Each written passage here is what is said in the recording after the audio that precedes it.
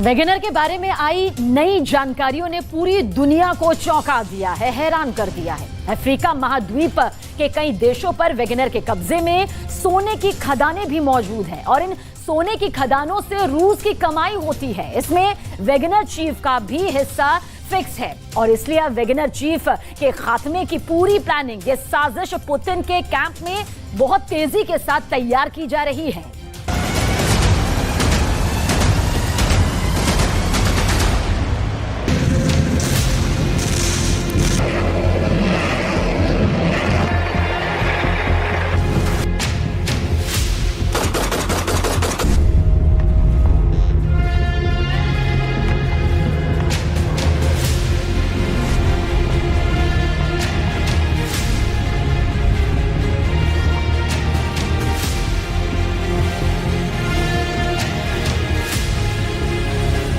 रूस के अंदर पुतिन का जलवा क्या है?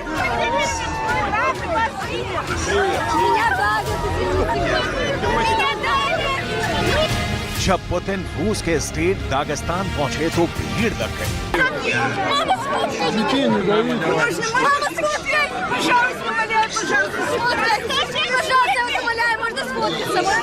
पुतिन की एक तस्वीर लेने के लिए भगदड़ सी मच गई।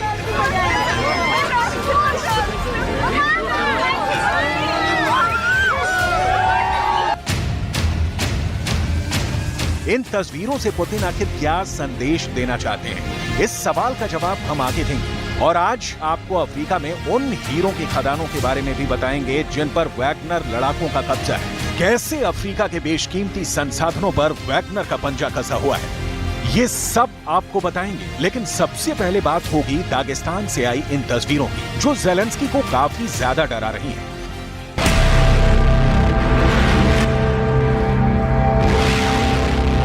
बहुत खूनी युद्ध चल रहा है, रूस के सैनिक भी मारे जा रहे हैं, फिर भी रूस के अंदर पुतिन के रुतबे में कोई कमी नहीं आई। पुतिन की लोकप्रियता आज भी पूरी आन बान शान से कायम है। ज़ेलेंस्की के लिए इससे भी ज्यादा डराने वाली बात यह है कि पुतिन की ये फैन फॉलोइंग रूस के दागिस्तान स्टेट के अंदर है।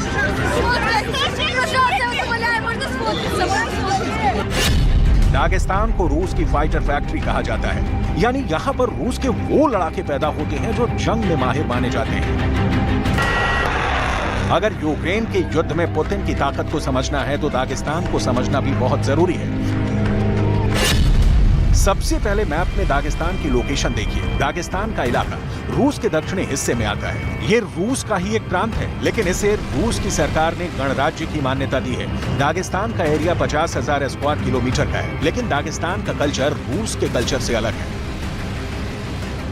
दागिस्तान के लोग युद्ध प्रिय माने जाते हैं। भौगोलिक परिस्थितियों की वजह से दागिस्तान के लोग काफी मजबूत कद-काठी के होते हैं और यही वजह है कि पुतिन चाहते हैं कि दागिस्तान के इलाके से ज्यादा लोग रूस की आर्मी में शामिल होकर यूक्रेन के अंदर अपना जौहर दिखाएं। दागिस्तान के लोग पुतिन के लिए कैसे अपनी जान लुटा रहे हैं, जरा इन आंकड़ों से समझिए। युद्ध में अगर मॉस्को का एक जवान मरा तो उसी अनुपात में दागिस्तान में 10 जवान मरे, यानी मॉस्को से 10 गुना ज्यादा।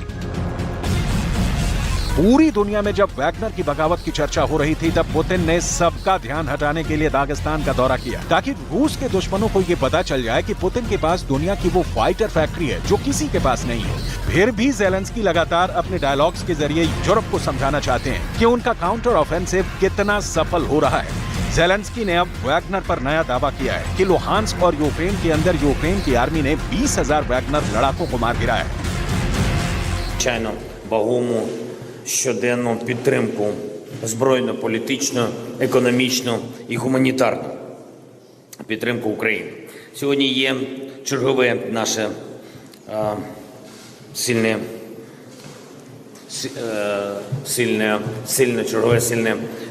рішення Литви придбати 2 установки протиповітряної оборони «Насамс» для їх передачі Україні. Дуже дякую. Це дійсно нам потрібно. वैगनर चीफ पिरोग्जिन ने जिस तरह दुनिया के खिलाफ बगावत की है, पुतिन को सबसे ज्यादा चिंता दुनिया के 2 दर्जन देशों में फैले वैगनर के नेटवर्क की है।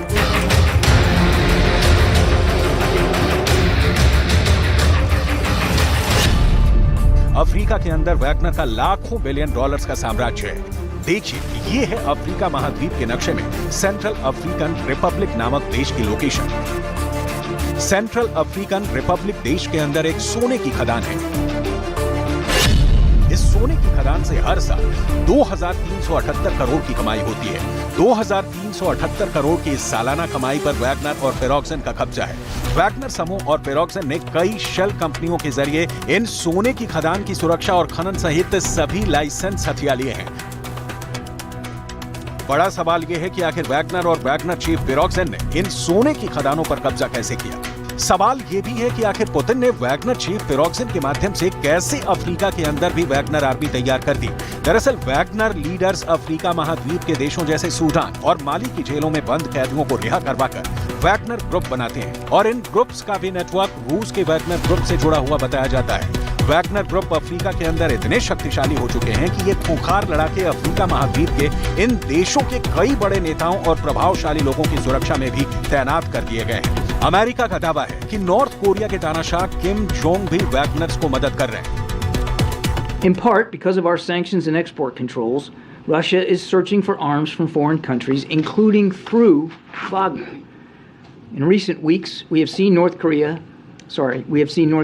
officials falsely deny that they have provided arms to Wagner. As we have said publicly, North Korea delivered infantry rockets and missiles into Russia for use by Wagner toward the end of last year. So today, we are releasing some imagery of this initial delivery.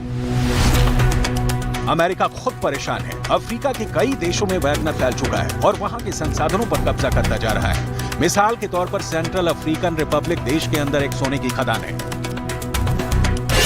इस देश की राजधानी बांगोई से 400 kilometre दूर स्थित डेस्सिमा gold mine में 2 साल पहले एक हाथ से खुदाई होती थी। सैटेलाइट इमेज से पता चलता है कि वैगनर यहाँ हैवी मशीनरी से काम कर रहा है। वो यहाँ से सालाना 4.2 टन सोना निकाल रहा है, जिसकी कीमत 2378 करोड़ रुपए है। अमेरिका की ही रिपोर्ट की माने तो अफ्रीका के इन देशों के अंदर वैगनर का इतना दबदबा कायम हो चुका है कि वैगनर लड़ाके बड़े पैमाने पर बलात्कार कर रहे हैं, बच्चों का अपहरण कर रहे हैं। कई गंभीर आपराधिक गतिविधियों में लड़ाके शामिल हैं। ये अफ्रीका में सरकारों को अस्थिर करके मानवाधिकारों के उल्लंघन का काम लगातार कर रहे हैं।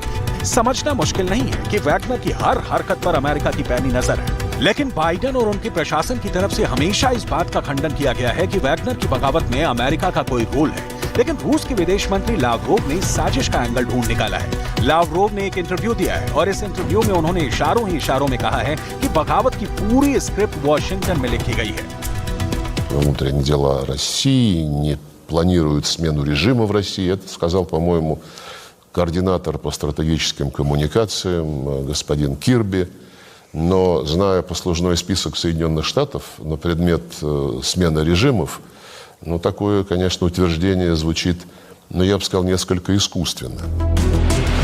पुतिन को भी ये बात बहुत अच्छी तरह से पता थी कि वैगनर चीफ ने सड़क पर उतरकर जो हिमाकत की है, उसकी सजा सिर्फ और सिर्फ मौत है। इसकी एक वजह ये भी है कि वैगनर के माध्यम से अफ्रीका के संसाधनों पर रूस का कब्जा है और पुतिन नहीं चाहते कि अफ्रीका के अंदर रूस के हितों का कोई नुकसान पहुंचे। इसलिए भी पुतिन चाहते हैं कि वैगनर चीफ फेरोक्सन को मार दिया जाए। बेलारूस के राष्ट्रपति अलेक्जेंडर लुकाशेंको ने एक बयान दिया है कि विद्रोह की हरकत के बाद पुतिन चाहते थे कि किसी भी तरह वैगनर चीफ फेरोक्सन को मरवा दिया जाए, लेकिन समझाए जाने पर वो बहुत मुश्किल से माने। अगर फेरोक्सन को मार दिया जाता तो बात और ज्यादा बिगड़ सकती थी। ये लुकाशेंको ही थे जिन्होंने पुतिन की राय बदलने में बड़ी भूमिका निभाई थी और रूस का विदेश मंत्रालय भी लुकाशेंको की तारीफ कर रहा है। Умелый политик, дипломат, человек, способный оперативно решать многие самые сложные проблемы, нетривиальные задачи. И, безусловно, он мог бы внести весомый вклад в достижение мирных договоренностей, но если бы этого хотел киевский режим, который этого... पुतिन पूरी दुनिया में अपने प्रभाव का इस्तेमाल वैगनर आर्मी के माध्यम से करते रहे हैं। पुतिन ने साल 2017 में इन वैगनर लड़ाकों को सीरिया की जंग के लिए भेजा था। वहां इन वैगनर लड़ाकों ने बशर अल असद के लिए काम किया। पुतिन ने वैगनर का प्रयोग अपनी इंटरनेशनल डिप्लोमेसी और कूटनीति के लिए भी किया है और इसलिए जब वैगनर चीफ ने पुतिन के खिलाफ बगावत कर दी तो पुतिन के गुस्से को संभाल पाना पुतिन के करीबियों के लिए बहुत भारी साबित हो रहा था। पुतिन को सबसे ज्यादा नाराजगी इस बात को लेकर थी कि वैगनर चीफ अमेरिका की कठपुतली बन गया है।